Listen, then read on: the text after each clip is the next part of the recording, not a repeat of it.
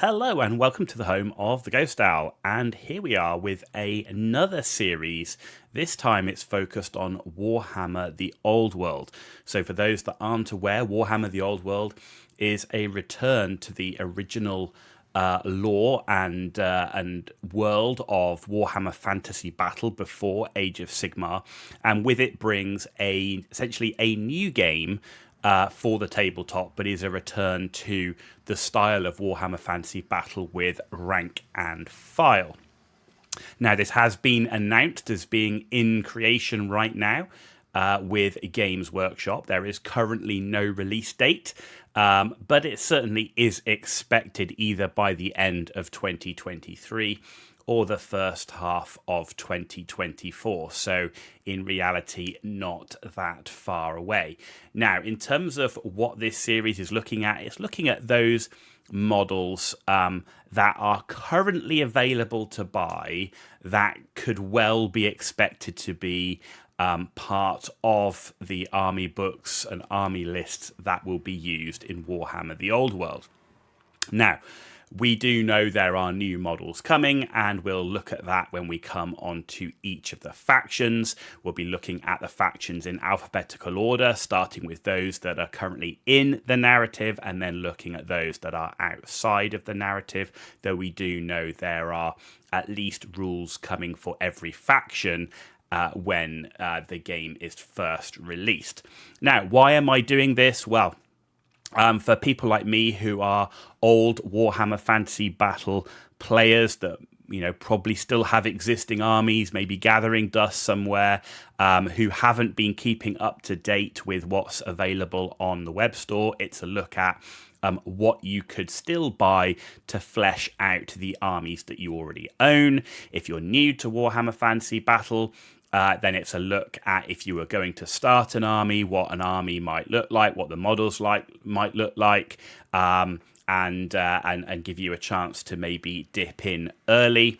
If you're like me, I'm a very slow painter, so this gives me a chance to buy models in advance of the game being released and have them painted and ready to play when the game does fully release. And as well, not many people are sat there with, £300, £400, £500. We don't know how big the armies are going to be to drop on an army on day one. So this does allow you to then spread the costs over buying the units over many, many months. And sort of you can buy a unit, paint it up, and next month buy a unit, and you're not having to find the money all in one go.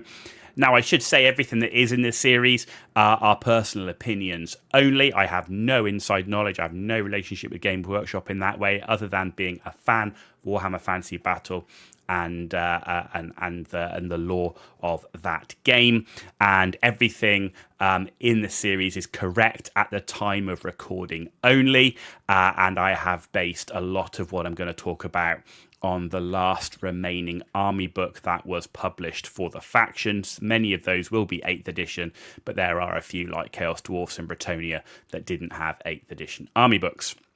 Now, before we get into it, other miniatures are available. You can find, obviously, the old classic miniatures that are no longer available to buy from Games Workshop on eBay, for example. You've got other manufacturers that you can use as counts as, such as DS Vault with their sort of Crusaders and Templars and so on, Kings of War. There's also those 3D printer opportunities out there, whether you own a 3D printer and you're looking for the files, or whether you're looking for someone to do it for you. That's an option, but always remember that non-official Games Workshop models are not usually allowed to be used in their stores, at gaming tables, or in the tournaments. Also, when you're looking at the Games Workshop models on their website, check the bases. Some of these will have round bases, some of them will have square. Now, we know that they're going to be square bases, but we also know there's going to be some base size changes, so please keep that in mind when you're buying the models. And again, if a lot of times the bases you don't really care if you're just playing at home or playing in a local club, but if you are playing in tournament, you will need obviously the correct base sizes. But if you're not too fussed about making sure they're fully correct, then you've obviously, consider the fact that when you're playing a rank and file game like Warhammer Fantasy Battle was, and like the old world will be, movement trays will be a really important part. So you can mitigate a lot of the base issues with movement trays. Also, check the material. Some people really don't like fine cast, so there's still quite a lot of the old models that are dotted around that may well be fine cast, so check that out versus plastic. And if you are looking at stuff off eBay or whatever, and it's forge wheeled, that of course will be resin, so for example the Chaos Dwarves. And overall, given what we know about Warhammer the Old World, the timeline it's going to be set in, I would avoid buying named characters unless there's a nostalgia thing. There will surely be rules, even if Games Workshop doesn't do it. The fan base will provide rules for some of those characters that you might have played in the past. You can consider the timeline and maybe take a gamble on, if you look at some of the longer lived characters, whether they be demons or whatever, even elves, for example. Maybe those characters will make an appearance. But with a new game, with a new timeline, I can certainly expect that we might see a few new named characters put in. Though, of course, as always, you can use these named characters as accounts as. So if you had Karl Franz, the Emperor of the Empire, for example, on his Griffin, there's no reason you couldn't use him as a general on Griffin if that option was available. So that is essentially the intro of why we're doing it and some of the considerations that you need to consider while we go through each of these videos. But without further ado, let's go and look at the next faction. So the Wood Elf Realms, now the next faction, also the last faction that is considered on the inside, i.e. one that is being listed as being integral to the narrative campaign of the Old World. As with all the previous videos, we're utilising the 8th edition army lists or the latest version of the army book that was available for a faction. And the focus now looking at the Wood Elves, as before with the named characters. Again, with elves, they're long-lived. Could they be in the setting? Yes. Is there a huge gamble if you're going down that path? Yes, absolutely. Because if I was Games Workshop, I'd be thinking about new characters for a new setting. We're calling it the Old World, but we're giving it a refresh. We picked a different timeline. So that would definitely be something that would be in my mind. So with that being considered, Orion, he's not currently available, but Durthu is. He's known as the Spirit of Durthu, £45. It's a shared kit with the Ancient Tree Man kit. And you've also got Araloth there, who is also known as the Nomad Prince. He's the second picture underneath Durthu. And you can see he could be used absolutely as a generic sort of Glade Lord model, so no problem, I would think, picking up Araloth. He's pretty cool looking wood elf model there. Durthu, I think you could pick him up anyway as a tree man or ancient tree man, even if you're not going to use him as Durthu. So not a crazy big risk taking that kit, as you've got to imagine there are tree men in the wood elf army list. In terms of generic lords, so you've got the Glade Lord, which we've already talked about. I say he's under the Nomad Prince name, £16, and Tree Man Ancient, known as a Sylvaneth Tree Lord Ancient, £45. I say that's a shared kit with the Spirit of Durthu and the basic Tree Man. The Spellweaver, though, however, is not currently available. And then we come on to the special heroes. You've got Drycha in there. £37.50. That is the top model, though that is not the original model for that special character. And again, is it or is it not in? We'll wait and see. But again, a risk as a named character.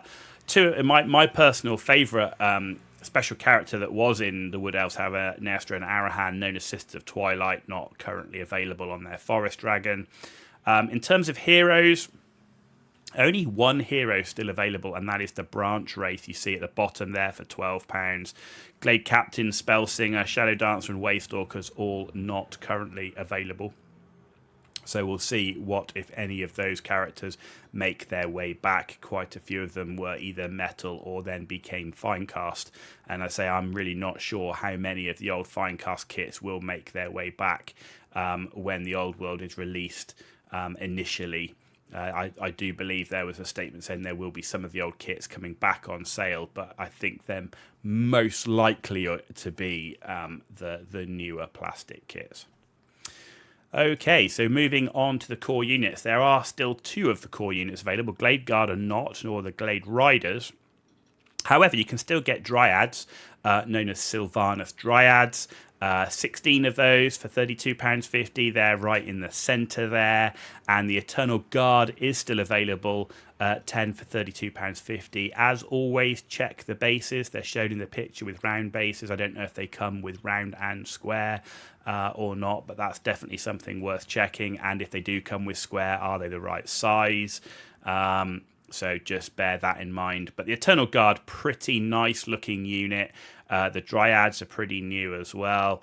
So both of those are pretty solid in terms of aesthetic, and I think would fit in with any new miniatures that would come with the Wood Elf realms.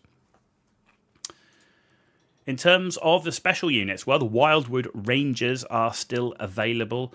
That's 10 for £32.50, and you can see them in the centre of the screen there. I could absolutely see them. They were relatively new plastic kits, so I could definitely see them remaining in the army list when it comes out.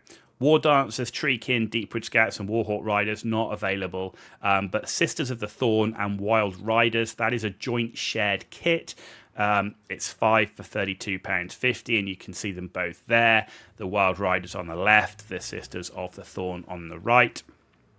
Pretty cool looking cavalry unit, not that old of a kit, and I could absolutely see both of those units making their way into Warhammer the Old World Wood Elf Realms list.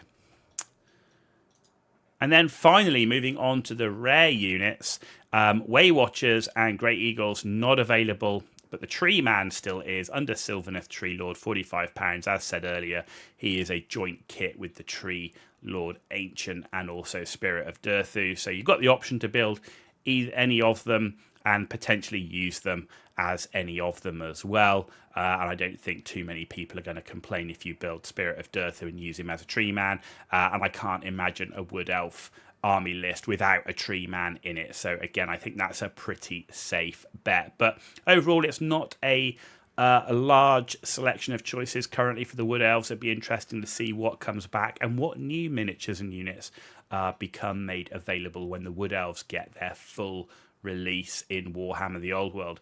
And this is the last faction that we're covering that is on the inside of the narrative campaign, and the next section of videos will be looking at those factions that are on the outside, i.e. those that are going to get rules at the beginning, but we're not sure if they're going to be getting rules in the future or if they're getting any new miniatures in the future. But we'll see that in the next few videos. If you enjoyed this one, though, give it a thumbs up there. And if you didn't, give it a thumbs down. Let me know why in the comments down below. And as always, if you want to see more content, please hit that subscribe button. It's free for you to do, and it means a huge amount for me. So thank you for that in advance. You've been watching The Ghost Owl, and I'll see you very soon.